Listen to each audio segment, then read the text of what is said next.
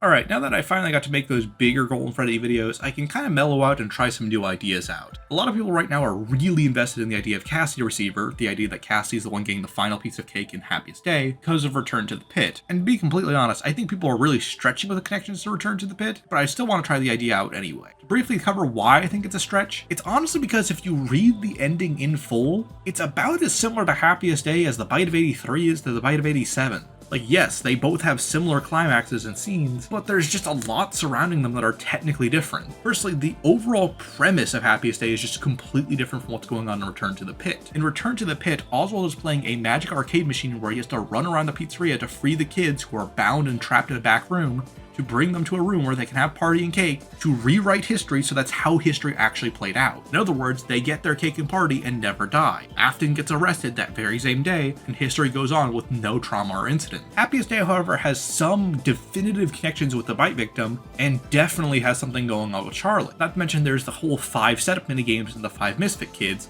and the purpose of it is to have the kids move on, for their souls to be freed. They're doing 2 different things from 2 different perspectives. Of course, only the 5 missing kids can be in Return to the Pit's version because you are rewriting their day to go differently. You are creating a new idyllic timeline. Whereas Happiest Day is about them moving on, so it's a lot more flexible who could and could not theoretically be there. Even what people are saying that Cassie gets the final piece of cake is sketchy, because I just don't think so based on what we're told about the book. The book says it's the girl with curly hair. It does not specify the hair color, and also by saying the, it means it's only one. Only one girl in this group has curly hair. And the only girl in the game universe who has ever been shown to have curly hair for the sake of the missing kids was Susie, and this also happened in the 4th closet. Cassidy, with the only design ever shown to us of the character, did not have curly hair there. She had long black hair in the original book, and in the graphic novel she had a brown ponytail. And if we count the girl in the logbook, it was short black pigtails. And that's assuming this is Cassidy. So for Return to the Pit's descriptions to be accurate, it would have to mean that this girl would be Susie, not Cassidy. We are shown sprite art of 3 of the missing kids. One of them is a girl with pigtails. Susie has never had pigtails. I mean, okay, movie Chica girl did, but the Susie in the game universe has always had curly hair. Now in Coming Home, the Fazbear Fight short story, there was a girl named Susie whose older sister had pigtails, but Susie herself is not described as having that. But screw it, if we even just assume that the missing kids in this setup are even vaguely equivalent to the original 5 from the past, and that the sprite art is correct, then hypothetically that would confirm that there is at least one girl with pigtails in the missing kid roster, separate from one girl with curly hair. That would then mean that basically only Cassidy could be that other kid. And you could then corroborate that with the logbook girl by saying this was definitively meant to be Cassidy because Cassidy has dark pigtails, which then means you can use this page in the logbook with a lot more confidence than you could prior, if you make those other assumptions. Now, just because I don't really have any other video to use this in, within the next few pages, there's actually this page that says take a bite out of fun at your local party with a coupon for a Happiest Day party, which is $8 off a 3-tier birthday cake, a group of friends, and a personally delivered gift from the puppet. Bite out of fun, 83, Happiest Day, kind of could also go either way, but screw it. Let's just say Cassidy is confirmed to be the kid getting the cake for now, for the sake of this video, because I've already talked about the alternatives. Okay, so firstly, the biggest thing we have to work with in a Cassidy Receiver-centric timeline is that the bite has to be important somehow to the sequence. Like, the bite victim has to be somehow part of this narrative still. There is literally no way to deny that. Not only did FNaF 4 create a lot of connections between the bite victim's visuals of what he encountered on that week to what happened in Happiest Day, but FNaF World showed us in detail that we were creating breadcrumbs for him in the Happiest Day setup minigame. Or at least we were doing something in the clock minigames for a him, and the him seems to be someone who's talked to in largely FNaF 4 quotes, which kinda boils down to the bite victim. And another thing to consider in this is that in the FNaF World Update 2 teaser, if you download the file and open it in Notepad, you can Control F to find the secret phrase, "he put the pieces back together," implying whatever the hell Spooky Eyes was talking about with "I will put you back together" did successfully happen. Which means, at least as of Update 2, Scott considered the progress of Happiest Day as seen in the clock minigame canon. Like, it did work. It's something paid off there. We also know that Happiest Day is still somewhat canon, or at least that the good ending of FNAF 3 was still partially canon to some extent, because when Scott was asked which ending was canon in FNAF 3, he said it was complicated. It doesn't confirm exactly how Happiest Day worked, but does confirm the bad ending is also equally messy. If Happiest Day was just rendered completely non-canon, the bad ending would just be the canon ending of FNAF 3 basically, or at least there has to be some other wrinkle to it. And obviously it's weird to put so much effort into a storyline just for it to be non-canon. Like between FNAF 3, FNAF World, and FNAF 4, there is so much setup put into that sequence that it just being non-canon does not make a lot of sense. But there's even more buried in the depths of FNAF World. Also in that game, there is the drowning ending. And it also has something to do with Happiest Day seemingly, or a Happiest Day, because when you get the drowning ending in FNAF World, this sequence and screen is labeled Happiest Day. What's also interesting about it is nothing in this game foreshadows this ending. Not Glitchbear, not Fredbear himself directly, not even Old Man Consequences even mentions this ending as a possibility. It exists weirdly in a vacuum, and it will be brought back for Ultimate Custom Night. So while exactly what it is questionable, I do want that to be back-pocketed for later in the video. So firstly, I do want to cover just the basic issue with Shadow Victim that is most commonly brought up than anything. For the idea to be that he is split across any characters or any entities in this story, physically or metaphysically, it has to be somewhat arbitrary. Like, it's not like the missing kids decided they want to have a part of a mage. And it's not like the story is implying he decided to split across stuff himself, or at least it's very poorly implied if that's the case. Instead, he has to have some magical connection to kids who won't die for years after his death. Maybe you could do something weird with the puppet if she dies chronologically near him and say like, oh, Charlie has a connection to the missing kids and therefore they all have a special connection to him. It just doesn't make a lot of sense on a fundamental premise when the fundamental idea of shattering was that one thing was being ripped apart forcibly by outside events and damaging the soul it originally belonged to. Because at least the best case scenario you get under borrowing the logic of the novels and Fazbear Frights would be, like I said, something with the puppet, or something with Fredbear who he at least died to overall. That's at least some personal connection for the sake of the story. So what if we just look at it from a different angle? Rather than assume he must be shattered in a similar way to another character, or that he even has to follow mechanics of another specific character in this greater storyline, we assume there's something just more unique going on with it. Now, while this isn't meant to be like one-to-one, I'm not saying this is the same thing as what happened with the novels, there was something at the very end of the novels that has sort of stuck in my head a little bit as a mechanic. Michael Brooks was able to willingly leave behind a chunk of his remnant in Carlton to keep him alive. Now, that remnant was already in Carlton because of William's experiments, but for me that inspired an idea I want to toy with for the game. What if it's not that the bite victim is split across the missing kids, but that they are willingly leaving behind a part of themselves each for him? It's specifically inspired by this final line from Spooky Eyes that's very weird. The pieces are in place for you. All you have to do is find them. Now that's weird for two reasons.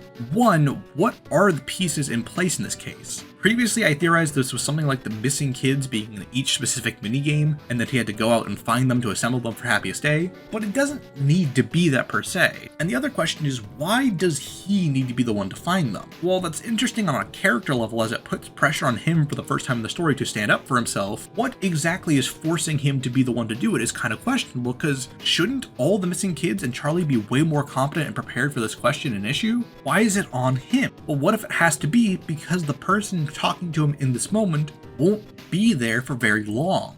In other words, this sequence is the final message of Spooky Eyes before they move on in Happiest Day as either Charlie or Golden Freddy. But why would they leave him behind like that? Well, now we start putting the two ideas together. Happiest Day exists in a mirrored version of Fredbear's family diner, down to the kids in mask and Fredbear at the end of the hall. This is the moment where he was broken, where everything went wrong for him. And what happens when they move on? They leave behind masks in this room, in this sequence. What if the idea is that the kids are intentionally leaving behind their masks as a way to symbolically help him? Like whatever those masks represent are whatever is needed to finish him, to complete him. Not his literal missing pieces of his soul, but something that can be used to replace him, to fulfill him, to fix the fundamental damage that was done to him in the first place. Once again, not him split across the 6 characters or the 5 characters, but them each giving a part of themselves to him, fixing what was fundamentally broken in that very original memory. It kills 2 birds with 1 stone. It helps him prepare to move on, while also giving them the setting and perfect place to communicate and get together for themselves to move on. The only caveat is he needs to be ready to move on himself. When everything's done, it's all up to him. which goes back to what I said earlier. This is a big character moment for the bite victim, because in his storyline, one of the core issues is that he can't really stand up for himself. He does everything psychic friend Fredbear tells him to do, and whenever he's faced with conflict or struggles, he balls up and cries. In this way, it's finally up to him to stand up and be brave, but it also connects to one of the fundamental points of conflict in his life. Now, obviously he was traumatized by something he saw, but that part doesn't really matter as much as how the world around him reacted to that. Everyone just continued to make fun of him for being scared. Everyone just hounded on him and continued to make his life increasingly more miserable. His life already sucked as it was just made worse by his lack of real friends. The best he had were his plushies, one of which was missing his head, and the other was an ominous specter talking to him from who knows how or where from his point of view. So the friends he developed in the afterlife, the missing kids and Charlie, willingly out of their own personal love for him and affection for him, donating a part of their own happy memories and experience to leave behind for him for himself to move on, makes a lot of thematic sense. And while I don't want to just keep throwing out random strays at Shatter Victim, this is a nice little motif change. Shatter Victim's a little bit more objective with how it handles the story. The Bite Victim's soul is literally split across these kids, therefore until they come back together, he cannot move on. That makes the Bite Victim's conflict a lot more MacGuffin-y, where it's specifically saying it is their choice to give up parts of themselves means it's more about who they are as characters and their connection to him on a personal level. The donation angle is a lot more of a true fix to his conflict as a character. While the bite is the climax of the story of FNaF 4, it is a symptom of the apathy in the world around him, how no one cared about him. Thus it would make sense for his story to conclude with empathy, real connections with real people and real friends he had made. But if we just left it there, that would still leave a small problem I've always had with the Cassidy Receiver and Shatter Victim combo of theories, which is the weird way it ends for the Bite Victim. Yes, we can assume he moves on when the masks are left behind in Happiest Day. However, it's really strange that we don't get to see a perspective of him in that story. Pretty much every character's conclusion and point of moving on in the greater series has some visual behind it showing us that. So as far as I'm concerned, whatever happens with the Bite Victim has to have some ending that exists within the content of FNaF 1 through UCN, or even 1 through FNaF World. See, it's worth remembering that not every ending in the series has to be a one or the other case. Not only did Scott say that FNaF 3's ending was complicated, but Sister Location reuses parts of the private room ending for the sake of the Sister Location custom night sequences, specifically with Baby's line, "You won't die," being reused from the private room ending despite the fact that the scooping ending is the canon one. Security Breach is another one where its endings are kind of played fast and loose a little bit for the sake of ruin, but the most interesting and damning incarnation to me is Help Wanted 2's. Because in Help Wanted 2, you can get either ending without even working on the others remotely. You can collect all of the lost memory dolls without ever touching Phasbotatron, and vice versa, you can complete Phasbotatron without ever completing a part of the lost memory doll sequence. Both of these endings seem to be canon, but you can do them in either order without doing one or the other. Because if we look at FNaF World in that context, it's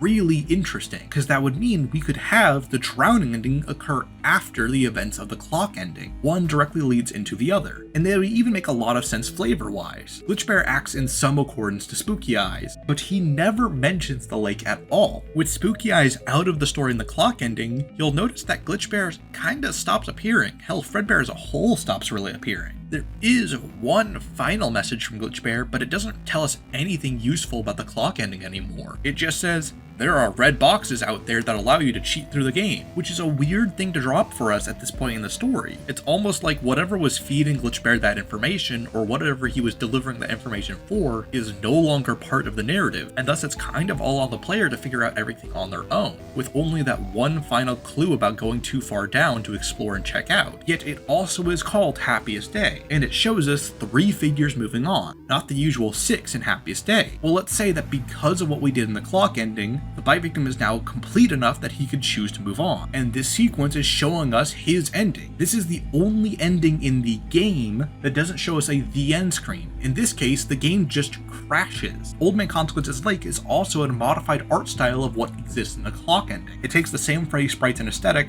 and adds a specific red glow design over them. So when you combine that all, this could be his true ending. Now that the pieces were left in place for him and he collected them, he can move on. E and 2 other characters, which I think would be all of the Afton children together, because once again, if we go back to FNAF 4 and his storyline, which in many ways FNAF World was trying to continue off of, what are we shown as his sources of conflict? His older brother constantly bullies him, and his sister is either absent visually, or maybe is this playground girl who I talked about in a prior video. To recap that a little bit, this girl has a design that's very reminiscent of what would be Elizabeth's design, just with different hair and eye color. More than that, Scott specifically called out how her toy resembled Toy Chica missing her beak, and specifically asked why that would be. While a lot of people led that to Dream Theory, it could just be that she breaks her toy, and the way she breaks her toys reminds us of the literal toy animatronics. And lo and behold, in this pink girl's room, there is this broken Mangle toy, the missing character of her set of 4 characters. She specifically calls out her toy collection,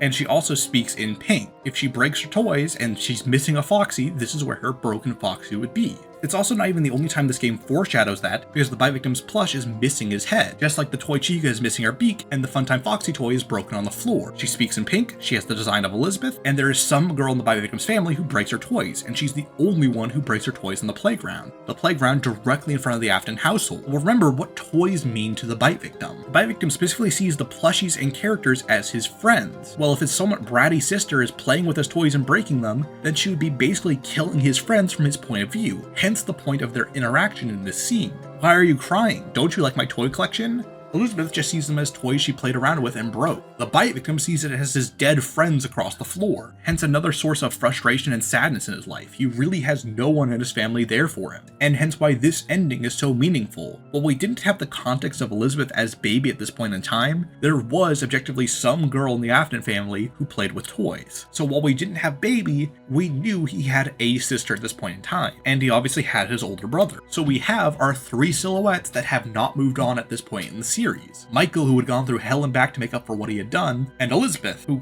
kinda didn't matter much in the story up to this point, but with sister location would be given huge importance in the narrative. And thus you kind of have a concluded arc for almost every member of the Afton household. Hell, this even adds a little bit to Elizabeth's arc because while it wasn't incomplete before, it is nice to think that without the curse of being a baby, she can be an innocent kid again and be with people who actually care about her. She isn't trapped chasing her dad's affection for the rest of her immortal existence anymore. As Henry said, she finally found peace and perhaps more. Their own little personal happiest day as they watch the screen and the game crashes. Once and for all, truly done this time. Just like Spooky Eyes told him, he went off and found the pieces and decided to rest. I even think that Ultimate Custom Night could be a sort of epilogue to this storyline, a way of Scott trying to confirm how all of this worked to us, showing us that the drowning ending was some level of canon or occurred at some point in the storyline. And with the dialogue of Old Man Consequences, it tells us that our character from FNAF World had second thoughts about what was going on with William and Ultimate Custom Night. Well, this could be the Bite Victim now that he's put back together, considering if he should try and save his dad, only for Old Man Consequences to remind him that no, you really shouldn't. And thus he moves on, connecting back to this ending back in FNAF World. And that's part of what makes me think this might have even been intentional. Like, not all theories I make, I'm sure they are intended or not.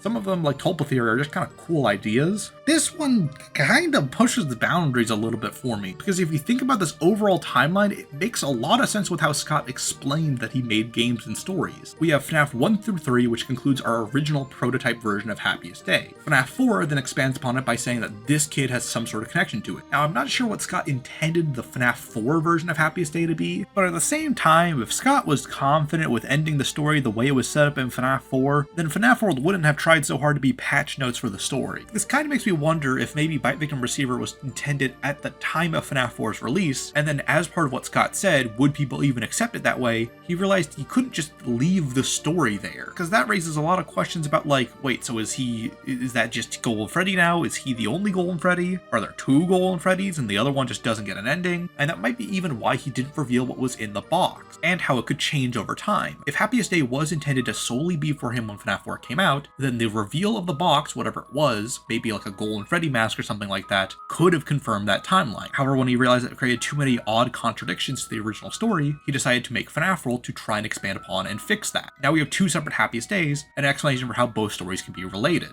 Or perhaps in a less Bite Victim Receiver-centric timeline, it's possible that FNAF 4 was meant to just end on Happiest Day, with us assuming the Bite Victim was freed by this ritual, and then Scott realized that also sucked and wasn't a satisfying ending, hence making FNaF World to give him his own special ending and also explain how he connected to the prior kids and why they cared about him and all that. However, FNaF World was overall considered a flop and a failure, so Scott made Sister Location, expanding upon one character he had kind of implied the existence of in FNAF 4, but no one really took notes of or understood the importance of, fully cementing her as a brand new important character of the story, which then in turn meant her story had to be wrapped up, hence we had FNAF 6. And for Happiest Day to still be the ending of FNAF 6, we needed a way to drag the missing kids back into the story, hence something like Molten MCI. And to teach us how all of these connections worked, he made the logbook, a way of expressing to us how Cassidy connects to the bite victim, to express that there are two separate Golden Freddy characters, both of which collaborating for the sake of both Happiest Days. And in my opinion, with this version of the timeline, Spooky Eyes probably would be Cassidy. She's the one talking to the bite victim throughout all of the logbook. She's the one aware of how the party works. And it makes sense. She possesses Golden Freddy, the very suit that bit him and broke him in the first place. She's the one permanently connected to this memory, hence why she's always there at the end of the hall. Charlie, of course, is special and can kind of go wherever the hell she wants, hence why she has to approach from the exit and head to the right. Point of the Happiest Day minigames in many regards are to sort of free and fix the missing kids who, at the time of FNAF World, were probably only broken by the events of Follow Me, but with the greater context of Sister Location, maybe Molten MCI, had been further broken and damaged as the Funtime animatronics and eventually Molten Freddy. So we have to go on a bit of a side quest to fix and repair them and pull them out of those minigames. However, remember, our end destination is Happiest Day, which is one of the bite victims' memories. So we have to do some little bit of groundwork here to justify how they can get to the bite victim's memory. Hence what FNAF World was kind of implying with the clock ending, where we have to set up a whole special process to establish that connection. Hence why we only have to set up the minigames for the main 4 kids, and don't have to do anything for Cassidy or Charlie. And hence why all these visuals relate to the bite victim. The purpose is to lead them back to this memory. They can't do that if they have no connection to the bite victim. Is that kind of confusing? Yeah, but it's a way of trying to connect every plot thread so it all has one conclusion. And you might realize as I describe a lot of this, a lot of individual theories are still kind of correct. In a way, the idea of Golden Duo would still sort of be intended. Cassidy still does have a special connection to the bite victim because she inhabits that same suit. Does he literally possess it? Maybe. That's kind of what the week before felt like it was implying to me. And it would also mean that Shadow Victim's correct in the rationale of why Happiest Day needs to happen, just not the literal mechanics behind why it happened. And also just makes a lot of thematic sense, I would argue. This is a really selfless take on the missing kids that really makes them moving on special. While I really wish the missing kids had more of their story elaborated on, there is a story to them. Something that Scott was trying to express to us with Susie's character, both in Fazbear Frights and in the game universe from what we got of her, was how the missing kids in many ways were kids at their lowest who were taken advantage of. People who wanted to believe they were special, or that Spring Bonnie personally cared about them, that there was something in this back room that he could promise them that would fix their problems in their personal lives. In any way, that same betrayal and crushing fear of these characters they once loved is how they relate so strongly to the bite victim. He embodies that same death of innocence so personally, and the idea that the resolution of this story is them just learning to let go and be with each other, and that they don't need to get revenge on William to be happy,